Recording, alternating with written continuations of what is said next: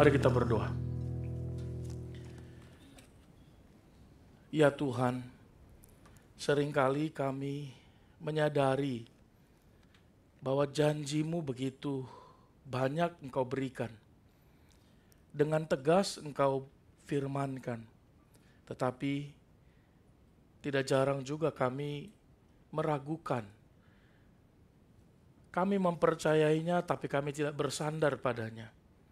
Kami mengetahuinya tapi kami mengabaikannya. Hari ini biarlah firman Tuhan menegur kami, memperingatkan kami sehingga setiap kami boleh sungguh-sungguh mengenal janji Tuhan, bersandar kepadanya, dan lebih daripada itu kami mengenal Allah yang berjanji itu. Tolong kami supaya kami bisa mengerti, memahami kebenaran firman yang kami baca dan renungkan ini. Dan tolong kami supaya kami pulang dari tempat ini, ada komitmen yang baru, ada kesadaran yang baru, yang boleh kami miliki dan kami ambil. Tolong kami semua, tolong hamba-Mu yang terbatas. Jauhkan dari kuasa-kuasa kegelapan, jauhkan dari segala gangguan, biar kami bisa fokus membaca dan merenungkan firman Allah. Dan tidak ada satupun yang bisa mendistraksi perhatian kami daripada Tuhan sendiri. Kami mohon kepadamu pertolongan. Dalam nama Tuhan Yesus kami berdoa. Amin. Silakan duduk.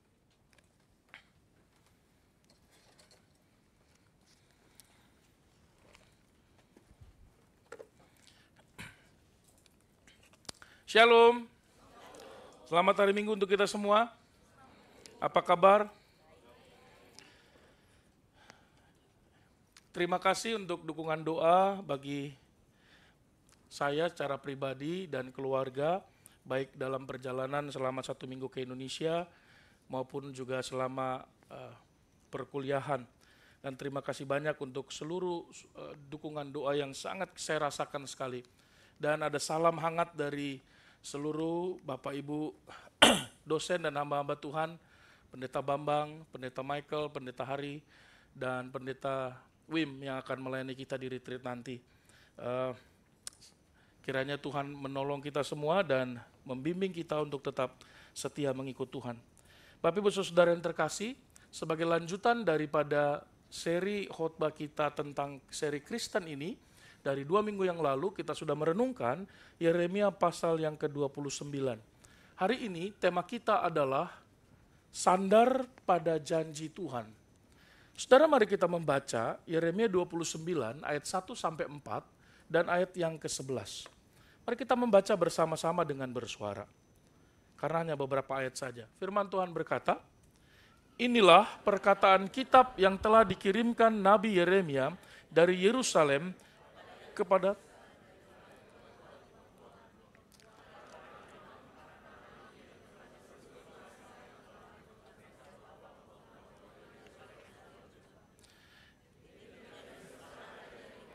Ibu Suri, Sida-Sida,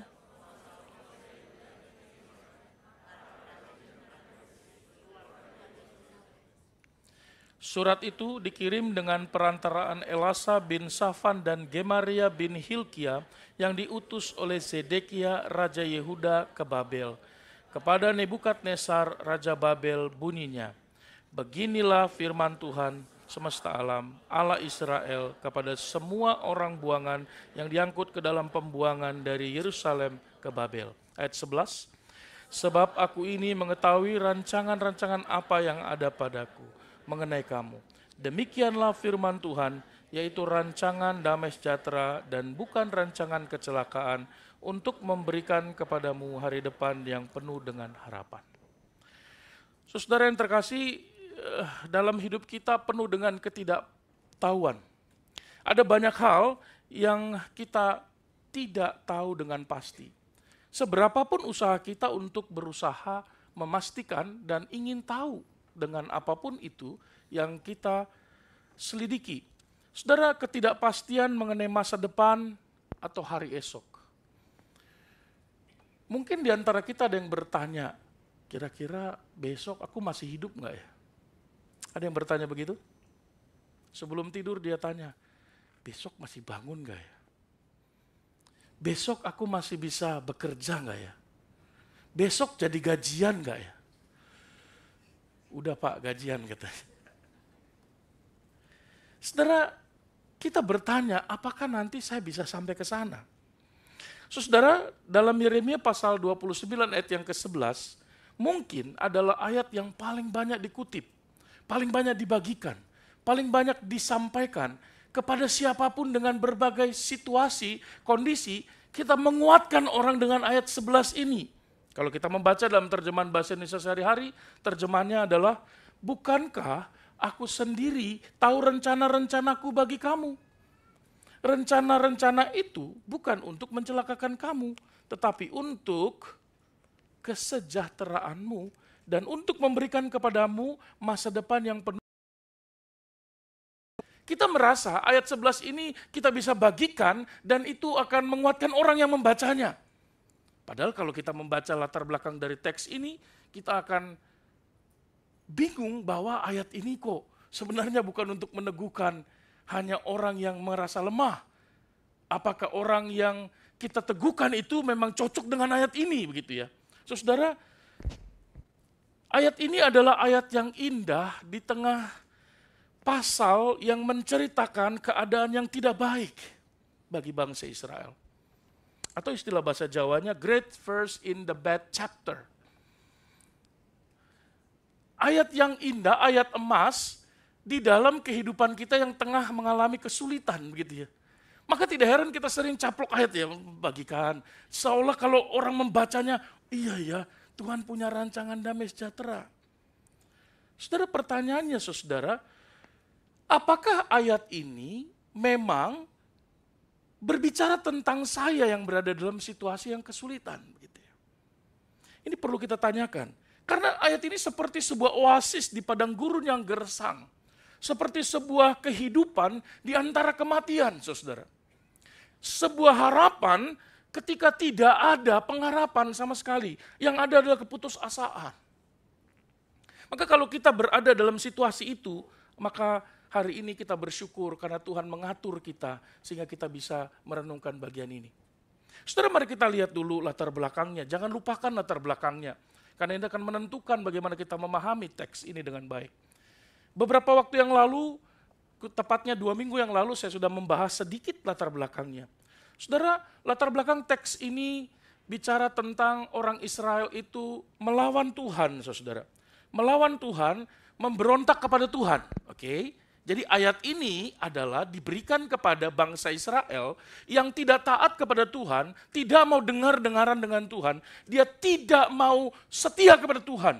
Akhirnya Tuhan hukum dan hukumannya adalah dijajah oleh Babel, orang-orang pintarnya dibawa ke Babel sebagai orang buangan. Sisanya diapain? Dihancurkanlah bait sucinya. Dirampok bait sucinya. Nah, ayat ini ditujukan kepada bangsa yang ditempatkan Tuhan di pembuangan karena pemberontakan, saudara. Jadi hari demi hari, bulan berganti bulan, tahun berganti tahun. Tidak ada solusi. Keadaan makin hari makin buruk. Hidup di pembuangan tidak makin baik. Di Babel adalah negeri orang kafir, saudara.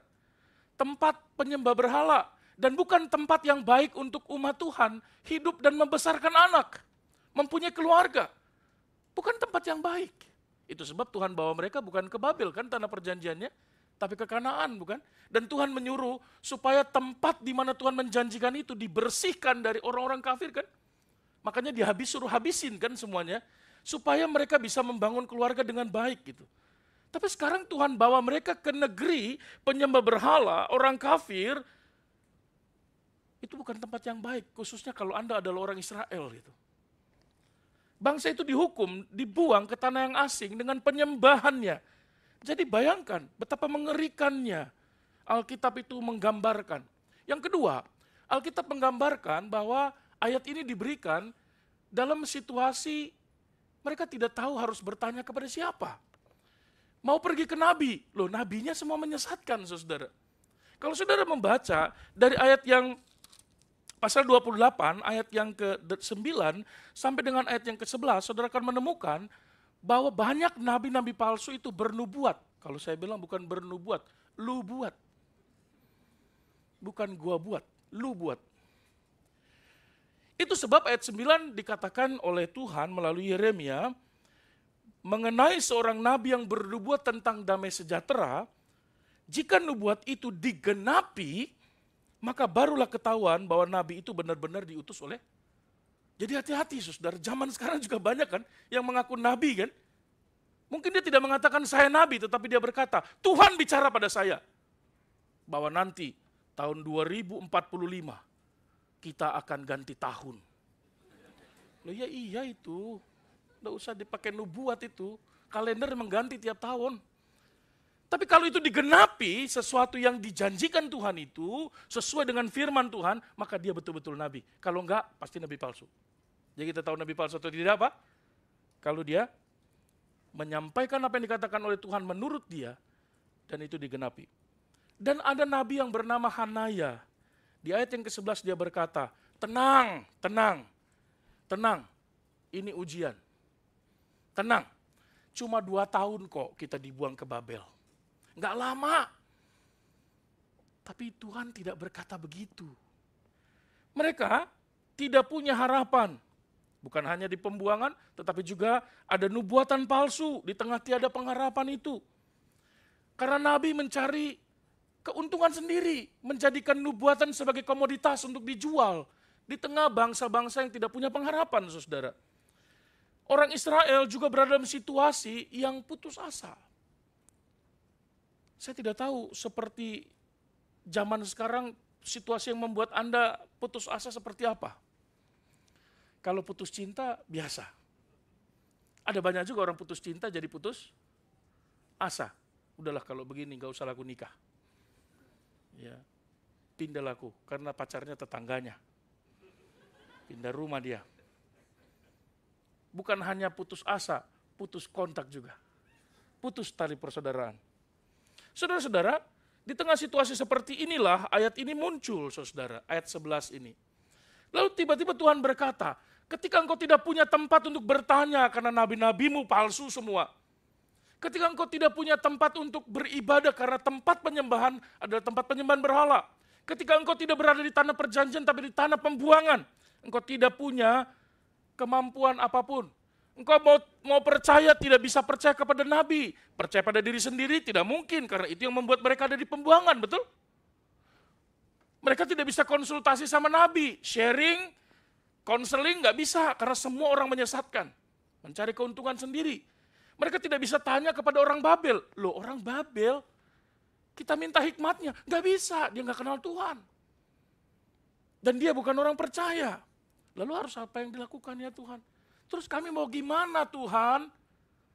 Makanya ada satu lagu yang saya suka tapi rasa-rasa kurang serak gitu. Pernah dengar ya? In the river of Babylon. Pernah dengar lagu itu? Biasanya muncul itu di Natal kan? Tahu lagu itu? Pernah dengar? Pernah dinyanyikan? Pakai lagu disco kan? Tapi lirik lagunya itu tentang tangisan orang Israel di pembuangan di pinggir sungai Babylon. Mereka menangis. Karena liriknya berkata, yeah we weep. Kenapa? Mereka nangis, tapi pakai disco. Pernah nggak lihat orang nangis? Pernah. Nah makanya saya katakan saya suka lagu itu karena berpusat pada Alkitab, tapi aransemen musiknya tidak cocok. Harusnya kan sedih.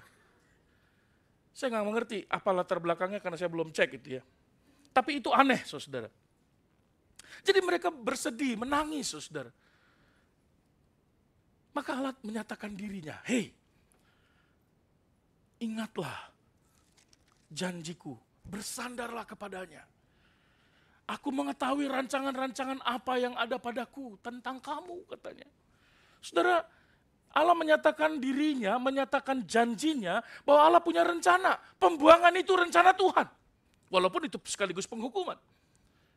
Memang penghukuman dan Tuhan bisa menggunakan berbagai cara untuk multiple purposes, untuk berbagai tujuan.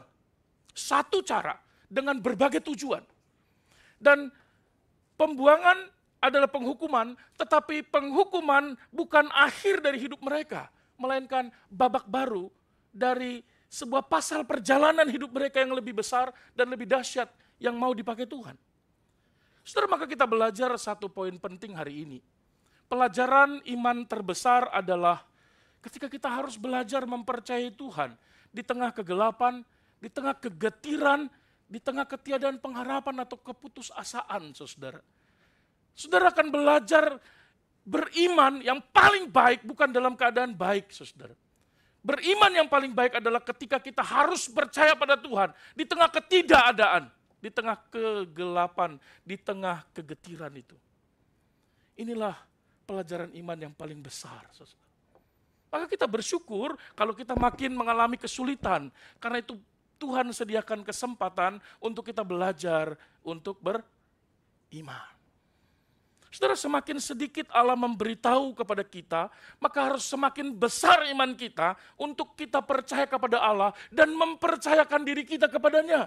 Kenapa? Karena Tuhan berkata, aku tahu, aku mengetahui rancangan-rancanganku tentang kamu.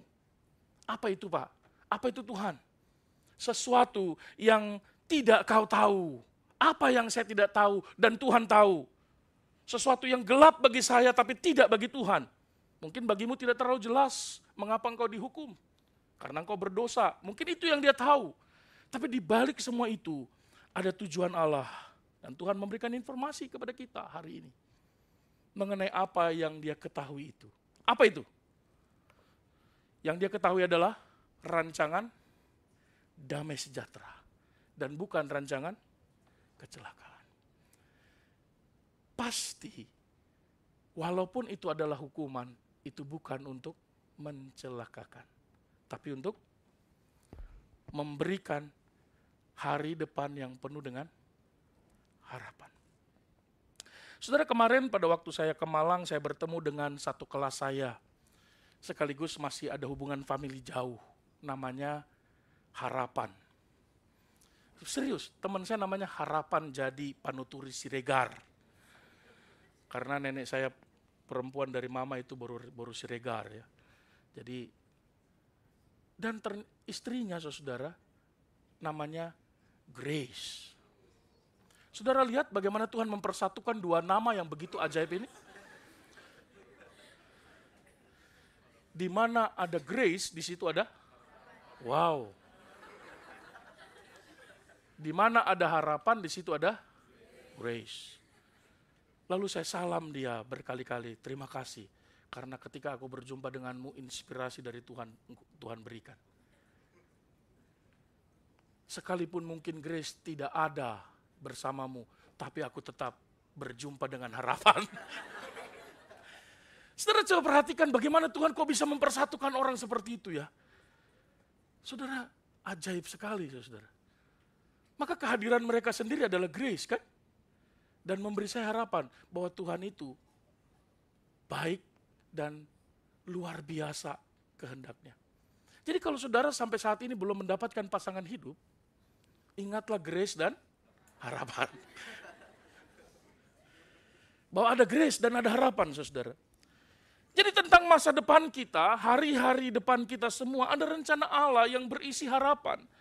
Kabar baiknya adalah Allah memberikan jaminan masa depan bagi kita sekalian ini. Sampai di mana Tuhan membawa kita. Jika demikian, apakah Tuhan mau kita berdiam diri? Kalau begitu, kita tunggu saja. Oh tidak, saudara. Lalu apa yang harus kita lakukan? Apa yang harus kita kerjakan? Iman itu tidak pernah kata pasif, saudara. Iman itu selalu menggunakan kata kerja, iman itu selalu berisi kalimat aktif, saudara. Tetapi bukan karena kita yang aktif. Kita diaktifkan di dalam kekuatan kuasanya. Maka hidup dalam iman berarti hidup dalam keaktifan untuk melakukan sesuai dengan yang dikatakan oleh Tuhan. Karena firman Tuhan berkata, firman-Mu adalah kebenaran. Maka iman harus bertindak atas kebenaran. Artinya, kalau Anda dan saya mau tahu kebenaran, maka saya harus bertindak atas kebenaran itu. Kalau begitu, peragaan iman kita harusnya bersandar kepada kebenaran. Agar saya dapat melihat perbuatan Tuhan. Saudara, lalu apa yang harus dilakukan oleh orang Israel pada saat itu? Karena ayat 11 tidak berdiri sendiri, saudara. Coba perhatikan, mereka disuruh untuk percaya pada janji Tuhan, sandar akan janji Tuhan, dan hal ini ditunjukkan dengan cara aktif untuk melakukan sesuatu yang diperintahkan Tuhan. Apa yang diperintahkan Tuhan kepada mereka? Pertama, dirikanlah rumah untuk kamu diami di tanah pembuangan itu. Buatlah kebun untuk kamu nikmati hasilnya. Saudara, apa yang tidak bisa kita lakukan? Ya, tidak bisa kita lakukan. Tapi ada yang bisa kita lakukan, harusnya kita bisa kerjakan, betul? Kadangkala dalam situasi putus asa pun ada banyak hal yang tidak bisa kita lakukan, tetapi ada satu hal minimal yang bisa kita kerjakan. Benar? Saya percaya, saya bukan orang nihilisme. Nihilisme itu artinya apa? Tidak mungkin ada yang bisa kita kerjakan, hanya Tuhan yang bisa mengerjakan. Tentu saja Tuhan memberi kita akal budi, pikiran, kemampuan, tenaga, kekuatan, tangan, kaki, mata, terus untuk melakukan sesuatu yang Tuhan perintahkan. Tetapi saudara, Tuhan mau berkata apa? Selama engkau menantikan dan bersandar pada janji Tuhan, itu bukan cuma menunggu, menanti, tetapi memaksimalkan potensimu. Mengolah apa yang ada di hadapanmu, apa yang ada padamu, sekalipun situasimu tidak memungkinkan. Lakukan yang bisa engkau lakukan. Produktiflah selama engkau menunggu Tuhan untuk menggenapi janjinya. Hari ini janji Tuhan kepada kita apa? Apa janji Tuhan yang kita pegang dalam hidup kita? Sambil menunggu itu, apa yang Anda lakukan? Apa yang Anda kerjakan? Berdiam diri, tungguin? Beberapa hari yang lalu, saudara, muncul di berita, orang-orang di India berkumpul untuk menantikan kedatangan Tuhan, yang menurut hamba Tuhan yang mereka miliki, akan datang beberapa minggu yang lalu. Ternyata nggak datang, saudara. Yang datang banjir. Lalu mereka bertanya, apakah kedatangan Tuhan diawali oleh banjir, saudara? Wah, kalau mereka tinggal di Jakarta, pasti mereka akan berpikir tiap tahun ada kedatangan Tuhan. Namanya banjir, kan? Mengerikan, bukan? Apa yang bisa kita lakukan kalau berdiam diri menunggu Tuhan? Jangan berdiam diri. Lakukan sesuatu. Gunakan kesempatan yang Tuhan berikan kepadamu.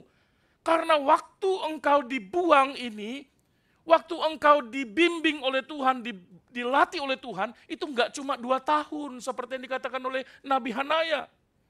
Tetapi 70 tahun. Lama, saudara. Layanilah Tuhan. Sambil menantikan janji Tuhan. Ada banyak orang sangat setia menantikan janji Tuhan. Setia tetapi tidak berbuat apa-apa. Nah, pertanyaannya, adakah layak disebut dia setia kalau dalam kesetiaannya menantikan janji Tuhan dia tidak berbuat apa-apa? Saudara, itu bukan setia. Itu malas, saudara. Ya udah, kalau memang di dunia ini kan nggak ada pengharapan lagi buat saya. Coba bayangkan, Pak, saya ini nggak mau kuliah, nggak mau sekolah. Presiden cuma 1. Rakyat Indonesia ada berapa? 200 berapa juta? Menteri cuma 20, Pak. 30 paling banyak. Dirjen berapalah? Gitu ya. Jadi ngapain kita terlalu ngoyo? Udah saya hidupi aja. Saya tarik aja nafas, buang nafas. Nafas, buang nafas. Saudara, itu adalah perbuatan dan prinsip yang salah, bukan? Untuk bernafas pun, Anda harus membutuhkan waktu. Dan waktu itu datang dari Tuhan, bukan? Seandainya Tuhan memberikan kesempitan di lubang hidung kita sebelah, kita pasti kerepotan, kan? Kan ada orang-orang yang dikaruniai Tuhan dengan anugerah luar biasa. Kalau dia hirup itu oksigen, terlalu banyak sekali hirup gitu, karena lubang hidungnya besar kan gitu ya. Sekali-sekali dikecilkan dulu gitu. Kalau Tuhan tutup setengah begitu ya, apa yang terjadi ya? Menunggulah dalam kesempitan. Saudara, mengerikan, bukan? Kita pilek sebelah mampet aja hidung kita udah repot kan? Kita suara juga berubah. Betul enggak? Repot saudara, ngerepotin orang. Kita harus pakai masker, orang harus jaga jarak begitu ya. Ada kalimat bijak berkata begini saudara. Ada prof berkata begini. Ada waktu ketika kamu tidak melakukan apa-apa, yaitu saat memang tidak ada yang bisa dilakukan. Tapi ada banyak waktu kita bisa melakukan banyak hal, tapi kita tidak melakukan apa-apa. Betul enggak? Ada banyak jemaat di gereja ini yang mungkin tidak menggunakan waktu itu dengan bijaksana. Tidak menggunakan waktu menantikan janji Tuhan itu dengan baik. Coba lihat saja dan tanya di gereja ini berapa persen jemaatnya yang melayani. Ada 50%? Puji Tuhan kalau ada. Enggak ada Pak, 90%. Oh puji Tuhan. Tidak melayani 90% maksudnya. Memang tidak ada tempat yang dapat kita lakukan, maka kita tidak bisa berbuat apa-apa. Tapi saat Tuhan memberikan sesuatu, maka kita harus mengusahakannya dengan sekuat tenaga. Nah pertanyaannya, apakah yang saya lakukan, yang disuruh oleh Tuhan itu, bangunlah rumah. Kata Tuhan kan, buatlah kebun. Dan ayat yang ke-6 berkata apa? Ini paling disukai. Ambillah, ini kesempatan bagi yang sudah punya istri. Tuhan katakan, ambillah istri. Ambilkan istri bagi anak-anakmu laki-laki. Dan saya mencoba meng-highlight kata kerjanya saudara. Tapi bukan berarti menyuruh Anda yang sudah menikah lagi, jangan ya. Karena Anda tidak sedang dalam pembuangan. Anda sedang membuang diri di negara ini. Karena ada memang yang dibuang, ada yang dibawa Tuhan, ada yang membuang diri. Karena saya dengar banyak orang yang datang ke luar negeri, kabur aja dulu karena terikat kepada pinjol saudara. KTP-nya sudah diketahui oleh pinjol. Maksudnya apa saudara? Ambilkanlah istri untuk memperanakan anak laki-laki dan perempuan saudara. Perlu dibaca bagian bawahnya. Agar di sana kamu bertambah banyak dan jangan. Saudara ayat ini bicara kemana referensinya? Kejadian 1 ayat 26 sampai 28.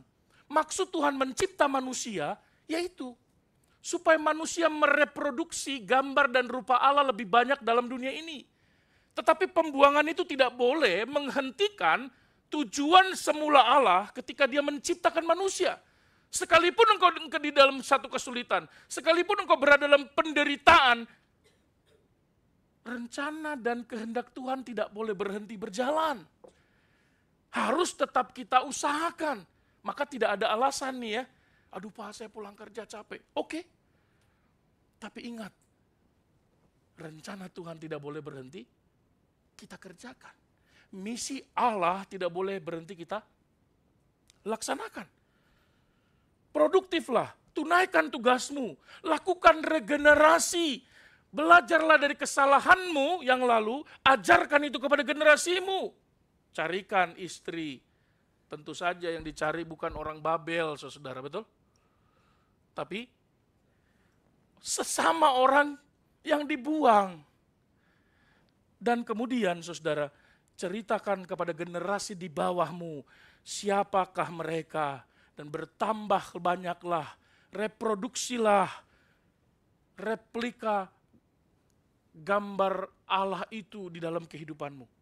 Nah jadi bagi yang mau menikah, ingatlah, tujuan kita menikah bukan supaya kita mendapat kebahagiaan.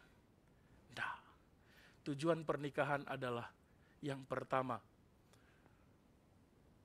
mencapai tujuan Tuhan di dalam pernikahan, barulah kita mendapatkan kebahagiaan. Tujuan pernikahan adalah menghasilkan gambar dan rupa Allah di dalam keluarga.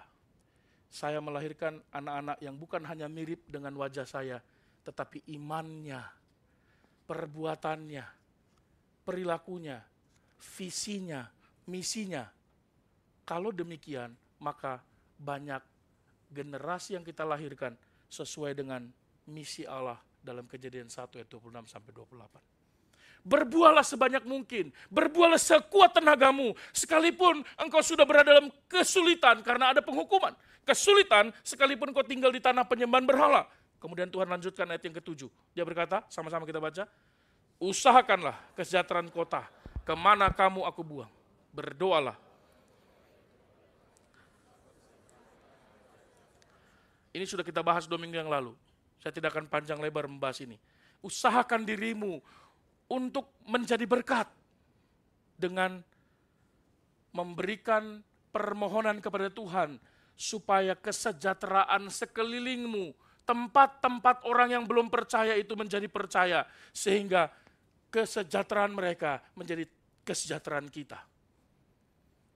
Benarlah kalimat yang mengatakan diberkati untuk menjadi berkat, betul? Tapi jauh lebih baik, sebagaimana Anda menjadi berkat, maka Anda sedang membuat diri Anda sedang diberkati oleh Tuhan. Jadi berkat dulu, baru dengan demikian Anda bisa menjadi diberkati oleh Tuhan. Kenapa, saudara? Salah satu alasan mengapa kita kehilangan atau tidak memiliki pengharapan adalah karena kita hanya mau memikirkan diri kita sendiri. Betul? Kita selalu pusing dengan diri kita sendiri. Maka lama-kelamaan kita pusing tentang diri kita tanya kepada diri kita tentang diri kita, masa depan kita, semua kita. Akhirnya kita frustasi, kita juga bingung, putus asa. Apa yang terjadi? Tuhan katakan berhenti memikirkan dirimu sendiri. Usahakan kesejahteraan di mana engkau Tuhan taruh. Pikirkan orang lain, di mana engkau berada. Karena dengan memikirkan orang lain, Tuhan membuka orang lain untuk juga memikirkan dirimu. Betul? Sementara menunggu janji Tuhan untuk pemulihan, produktiflah, aktiflah. Datangkanlah pengaruh yang baik di sekitarmu. Saya mendorong semua orang Indonesia, orang percaya khususnya, untuk betul-betul memberikan pengaruh yang baik bagi lingkungan di mana kita berada. Jangan seperti kemarin, ada seorang Indonesia yang mencuri 18 juta yen kalau saya tidak salah. Curiannya. Kok sedikit sekali begitu? Dia mencuri, saudara, orang Indonesia, dan itu masuk di berita. Headline news. Indonesia. Jin. Waduh, ini orang Indonesia atau jin? Mencuri benda-benda yang dijual di toko. Saudara bisa bayangkan apa yang terjadi? Sentimen terhadap orang asing makin tinggi di negara ini karena tidak ada orang Indonesia yang mau mendoakan negara ini. Tidak ada yang mau peduli terhadap bangsa dan orang-orang di negara ini. Semua peduli kepada dirinya sendiri. Aku datang dari Indonesia mau kerja, aku mau kerja terserah orang Jepang mau ngapain. Bertobat. Kita datang ke negara ini mungkin ingin mencari nafkah. Tapi Tuhan merencanakan keinginan kita untuk mendapatkan nafkah itu supaya kita bisa menjadi berkat bagi negara ini. Maka ramahlah kepada setiap orang. Sapalah kepada semua orang. Berbaik hatilah. Berilah pengaruh yang baik kepada orang lain. Jadilah berkat buat orang lain. Kemudian Tuhan berkata di ayat 12. Dia berkata apa? Apabila kamu berseru dan datang untuk berdoa kepadaku. Apabila kamu mencari aku, kamu akan. Apabila kamu menanyakan aku dengan. Saudara, ayat 12-13 ini muncul sesudah janji Tuhan. Tapi janji Tuhan itu muncul sesudah apa? Kita aktif melakukan sesuatu di tengah penantian kita. Amin. Maka tadi dikatakan, ambillah istrimu bagi yang belum punya istri. Anak-anakmu carikan istri yang percaya kepada Tuhan. Lahirkan generasi yang takut Tuhan. Supaya tidak berhenti tujuan Tuhan dalam hidup kita. Baru dengan demikian, ketika engkau mulai berdoa kepadaku, aku mau dengar. Karena kamu lagi di dalam penghukuman. King James Version menerjemahkan, lalu kemudian engkau akan memanggil aku. Jadi, jangan pernah panggil Tuhan kalau engkau tidak pernah berbuat sesuatu untuk kepentingan Tuhan dan perintah Tuhan.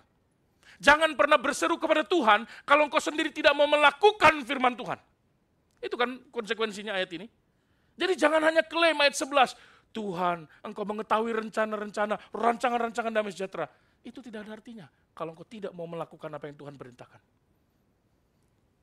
So, saudara, jika engkau cari Tuhan, maka engkau akan menemukan Tuhan.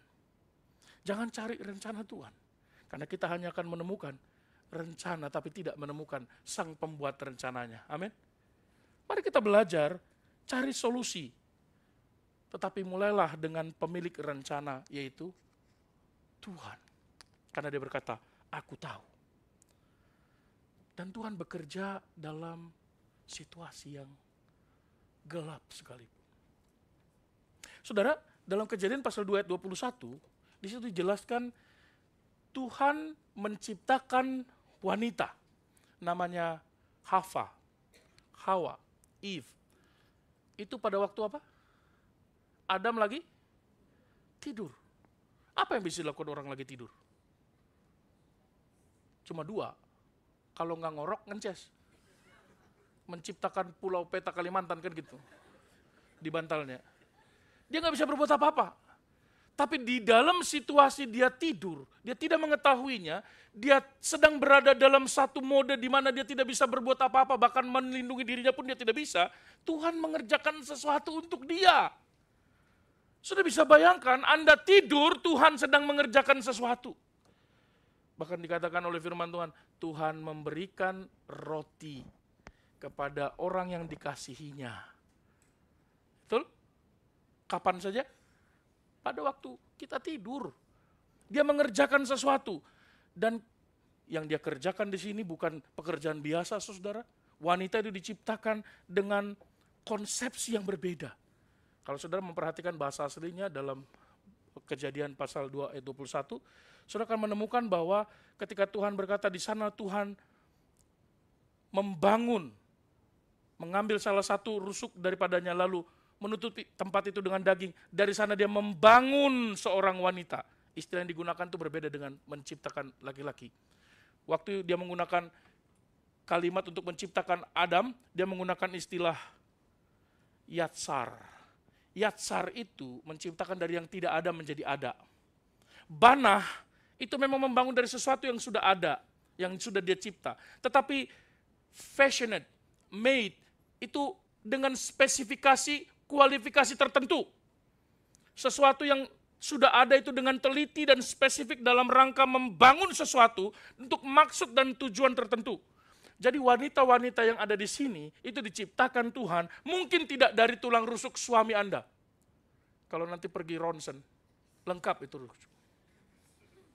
Pasti. Kan kita berkata, Pak tolong dong doakan, di mana tulang rusukku? Gitu. Kok bisa dia bertanya, di mana tulang rusukku? Ya di rusukmu lah. Maksudnya, di mana tempatnya? Kulihat, carikan dulu Pak laki-laki yang tulang rusuknya hilang satu katanya.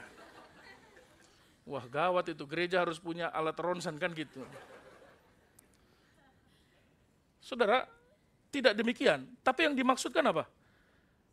Ibu-ibu, wanita-wanita, gadis-gadis, Anda diciptakan Tuhan dengan sangat detail. Diciptakan dalam kesenyapan. Khusus. Dengan teliti Tuhan buat. Maka jangan rendahkan dirimu. Jangan hina dirimu. Karena Tuhan mencipta engkau di dalam kesenyapan itu begitu detail, spesifik. Mungkin kau dianggap lemah oleh dunia, tapi Tuhan berkata engkau adalah penolong bagi laki-laki yang katanya kuat. Mungkin engkau dianggap lemah oleh dunia dan peradabannya, tetapi pundak yang kau miliki itu jauh lebih kuat daripada laki-laki. Kantung air matamu jauh lebih besar daripada laki-laki. Sehingga berliter-liter air mata pun, engkau tetap kuat menghadapi pergumulan itu. Betul? Percaya kan? Kalau ibu itu paling kuat? Oh iya. Dan menurut survei, ketika pasangan kehilangan istrinya, dia nggak lama mengikuti kematiannya. Makanya seringkali karena nggak lama, wah bahaya ini, nggak ada lagi istri, nikah lagi. Untuk memperpanjang umurnya. Apakah begitu? Tapi jarang ada wanita yang serius dengan Tuhan ketika ditinggalkan pasangannya, dia menikah lagi dan dia bisa bertahan hidup lebih lama. Karena beban hidupnya satu berkurang. Laki-laki kan harus ditolong kan? Jadi wanita itu hebat bukan? Saya merenungkan iya mama saya tuh hebat banget ya. Kok bisa ya dia seperti itu ya? Di pundaknya 5 anak dirawatnya begitu ya. Jangan rendahkan dirimu. Jadi kalau kita bermakeup juga jangan terlalu tebal polesnya. Karena Tuhan sudah memoles Anda sedemikian rupa begitu ya. Kalau berfoto jangan pakai filter, saudara.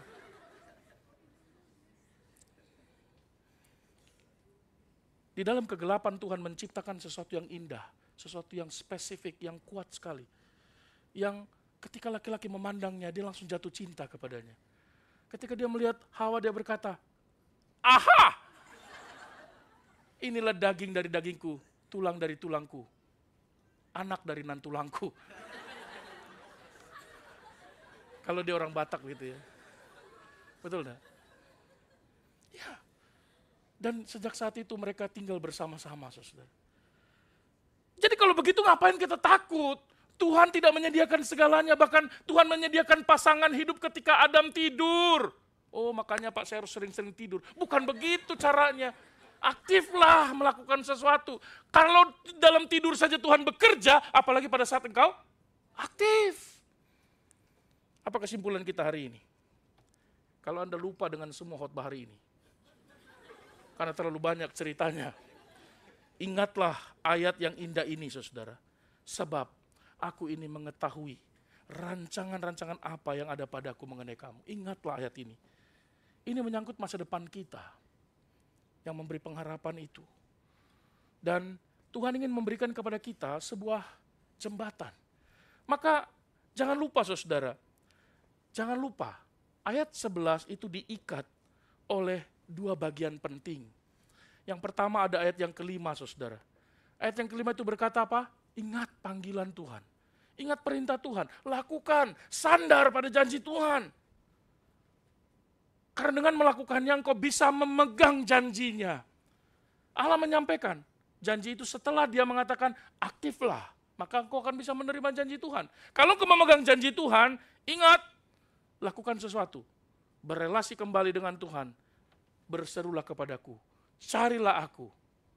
Lalu apa yang terjadi di ayat yang ke-14, saudara? Barulah ada pemulihan. Ayat 14 mengatakan dengan jelas, firman Tuhan berkata, aku akan memberi kamu menemukan aku. Aku akan memulihkan keadaanmu. Akan mengumpulkan kamu dari antara segala bangsa. Aku akan mengembalikan kamu ke tempat dari mana aku telah membuang kamu. Ayat 14 itu tidak bisa kita klaim kalau ayat 11 nggak kita pegang. Ayat 11 tidak mungkin kita bisa dapat kalau ayat 5-10 tidak kita kerjakan. Sekarang sudah mengerti ayat 11 itu ya. Ayat itu jangan lagi di-share tanpa ada penjelasan. Karena tidak semua orang berada dalam pembuangan. Saudara, jika ingin terjadi pemulihan, bereskan relasimu dengan Tuhan. Pulihkan koneksimu dengan Tuhan. Taat lakukan apa yang dia perintahkan. Maka ada harapan. Dan Tuhan memberikan pemulihan. Amin. Mari kita bangkit berdiri.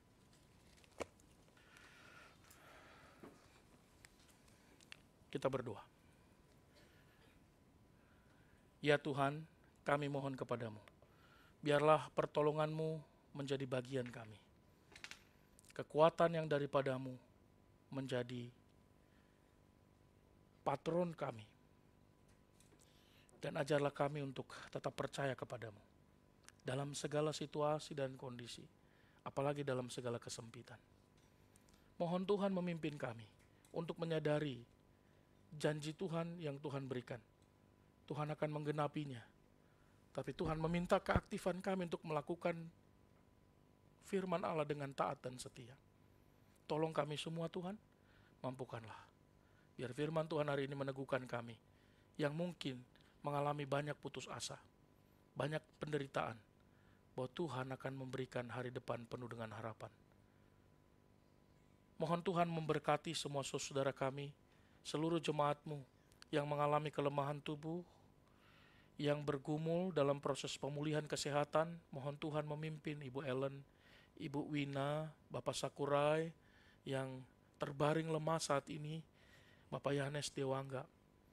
Mohon Tuhan membimbing satu persatu dengan pertolongan Tuhan. sukacita, kekuatan untuk bisa menanggung rasa sakit di tengah penderitaannya. Tuhan tolonglah. Tuhan berkati ibu-ibu yang tengah mengandung dan mempersiapkan persalinannya. Ibu Cindy, Ibu Winda, Ibu Welsa, dan Ibu Aprianti. Tuhan, Engkau yang telah mengaruniakan, Engkau juga yang akan boleh memimpin sampai proses persalinan. Tuhan juga yang akan mengaruniakan kekuatan, kesehatan, dan pertumbuhan bagi anak yang dilahirkan kelak. Tuhan anugerahkanlah pemeliharaan bagi mereka. Berdoa untuk semua yang berulang tahun minggu ini. Saudari Esther Liana, Saudari Reynali, Saudara Wiwi Sanjaya, Saudara Christian, Saudari Gea, Saudari Jessica, Saudari Ina, dan Saudara Jogi Anggi Daniel Sihombing. Mohon Tuhan memberkati satu persatu dengan kekuatan, hikmat, dan bijaksana. Sehingga melewati hari yang Tuhan karuniakan ini, mereka boleh lalui dengan bergantung pada Tuhan dan melakukan apa yang Tuhan perintahkan. Karuniakanlah bijaksana dalam menggunakan waktu yang Tuhan berikan, sehingga sepenuhnya digunakan untuk memuliakan nama-Mu. Pimpin seluruh jemaat yang mungkin pasangan-pasangannya belum percaya. Kehadiran kami di tengah keluarga orang percaya ini boleh membawa terang, sukacita, damai sejahtera, dan janji Tuhan dinyatakan melalui kehadirannya di tengah-tengah keluarga. Berilah kemampuannya Tuhan, sekalipun sulit bersaksi. Berikan konsistensi dan kesungguhan untuk bisa tetap melakukan firman Tuhan dengan setia, perkataan, perbuatan, sejajar dengan iman yang dimiliki. Sehingga suami maupun istri yang belum percaya, anak-anak yang tidak lagi mau percaya, boleh dimenangkan. Kami rebut mereka dari kuasa kegelapan dan bawa kepada Tuhan. Berkatilah jemaat-Mu yang mungkin luput dari perhatian kami. Tolong satu persatu gereja-Mu ini Tuhan, mampukan dengan seluruh pelayanan dan tanggung jawabnya. Kami mau berdoa sebagaimana Engkau mengajarkan kami berdoa. Bapa kami yang di surga, dikuduskanlah nama-Mu. Datanglah kerajaan-Mu, jadilah kehendak-Mu di bumi seperti di surga. Berikanlah kami pada hari ini makanan kami secukupnya, dan ampunlah kami akan kesalahan kami seperti kami juga mengampuni yang bersalah kepada kami. Dan janganlah kami ke dalam pencobaan, tapi lepaskanlah kami dari yang jahat. Karena Kau yang punya kerajaan dan kuasa dan kemuliaan sampai selama-lamanya. Amin. Saya serahkan kepada Darian.